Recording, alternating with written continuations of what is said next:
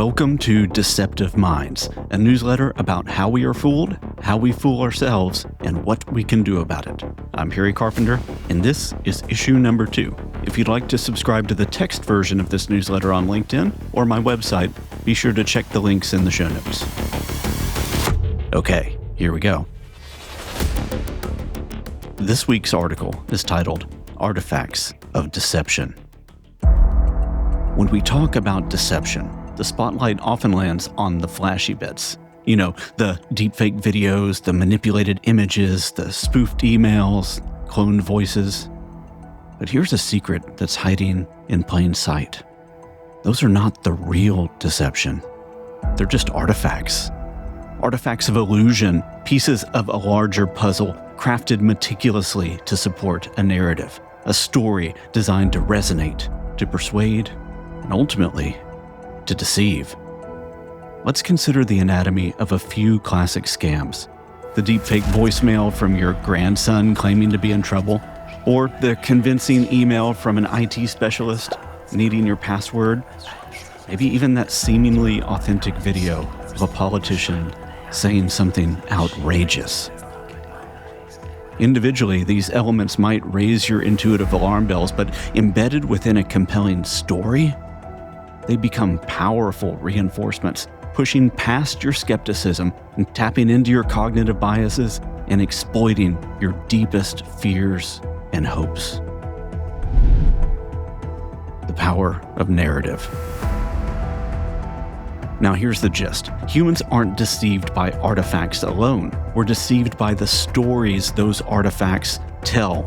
Every deception is built around a narrative. Stories aren't just entertaining, they're powerful cognitive keys that unlock trust, urgency, excitement, or anxiety. It's not the sophistication of the fake artifact itself, but how it supports the framing of the information that truly gives it power.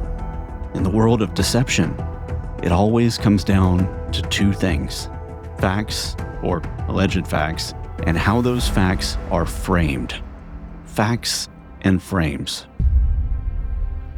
Think about it. Which would be more convincing, a perfectly rendered deepfake with no context, or a slightly imperfect one, wrapped in a narrative that already aligns with what you half expected to hear? Our minds are wired to gravitate towards information that confirms what we already believe. Yeah, that's our old friend confirmation bias coming to visit. Turning weaknesses into strengths. A truly adept deceiver knows exactly how to handle weaknesses in their artifacts. Imagine a scenario where someone is running a real-time deepfake, but they can't manage to get the video and the audio synchronized. Well, rather than panic, a crafty attacker might casually mention that they've been dealing with internet issues that day. Hey everyone, sorry about the video quality. Calling from the hotel's sketchy Wi-Fi, you know. Sound familiar? It should. The tactic is the digital equivalent of a magician's misdirection, drawing your attention precisely to where they want it, while the real deception happens elsewhere.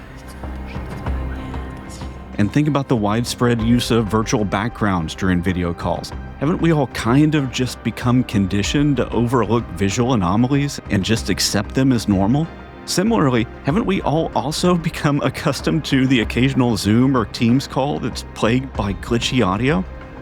Savvy attackers know this. They exploit these conditioned responses, turning those potential red flags into subtle reinforcements of authenticity. Another example, a phishing email with a minor spelling error or formatting inconsistency. Well, instead of letting it undermine their credibility, scammers might present themselves as hurried, under pressure.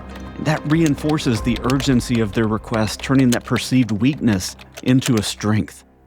Tapping into that urgency, that's classic emotional manipulation, using your feelings to shortcut your critical thinking. Lessons from history. Operation Mincemeat. During World War II, British intelligence executed a masterful deception known as Operation Mincemeat. They strategically placed a corpse dressed as a British officer off the coast of Spain, carrying fabricated, Top secret, and if you saw me in the hotel room where I'm recording this audio, top secret was in air quotes, carrying fabricated top secret documents suggesting an Allied invasion of Greece rather than the actual target of Sicily. The corpse and meticulously crafted pocket litter, such as personal letters, theater tickets, and even a photo of a fictional fiancé, served as powerful artifacts supporting an overarching false narrative. This deception was successful precisely because the artifacts were designed to paint a picture of a larger story. Interestingly, one of the primary architects behind this ingenious plan was Ian Fleming. Yeah, that Ian Fleming, the guy who would later create the iconic spy character James Bond. Now, we'd be negligent to read this story and immediately dismiss it as just an interesting history lesson. It's not. It's the blueprint for all great deceptions. The tactical brilliance of Operation Mincemeat should remind us that convincing deceptions have always been about crafting a story that resonates with the target's expectations and biases. The digital artifacts of today, from fake emails to deepfakes, are just the modern equivalent of that carefully planted corpse and its misleading pocket litter.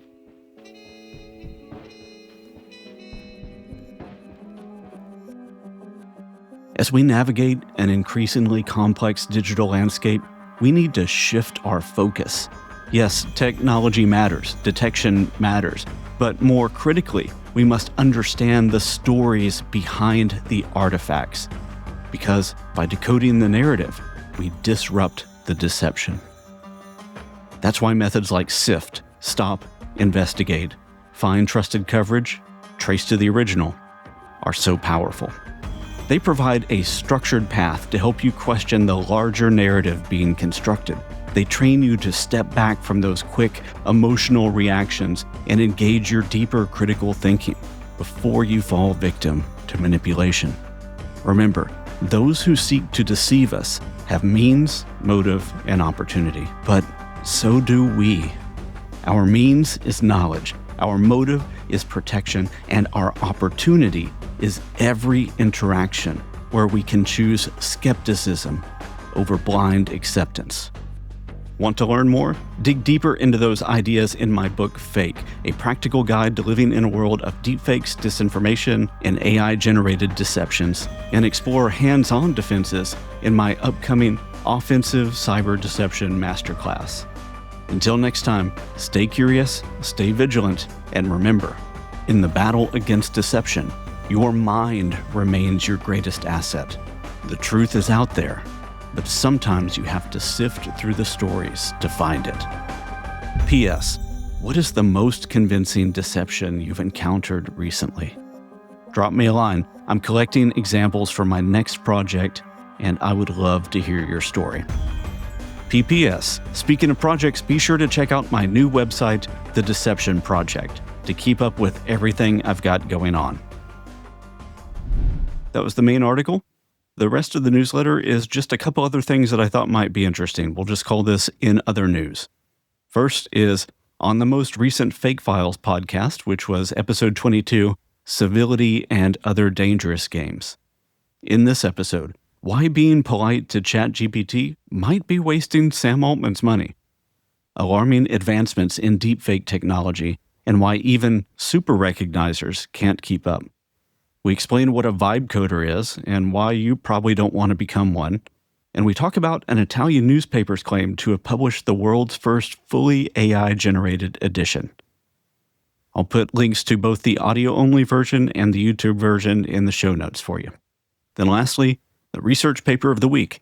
It's titled Detecting and Countering Malicious Use Cases of Claude, March 2025, and it was published April 23, 2025 by Anthropic.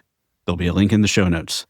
The TLDR version is, this report highlights how bad actors are misleading or trying to mislead Claude for things like political influence ops using AI-guided bot networks, credential stuffing attacks targeting internet-connected devices, recruitment scams made more convincing with AI, and novice malware development accelerated by Claude's capabilities.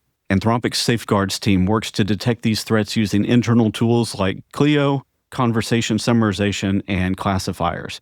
They warn that as AI agents improve, more semi-autonomous abuse, especially with bots, is likely. Bottom line, frontier AI models are powerful, and so are the people trying to weaponize them. Anthropic is racing to stay one step ahead. That's the end of this week's newsletter. Thank you so much for listening. If you want the text-only version, check the show notes. There'll be a link there. And again, be sure to check out the Deception Project website. If you have any questions, comments, thoughts, or anything else, feel free to reach out, connect with me on LinkedIn, or send us an email at hello@eighthlayermedia.com. Until next week's Deceptogram, I'm Perry Carpenter.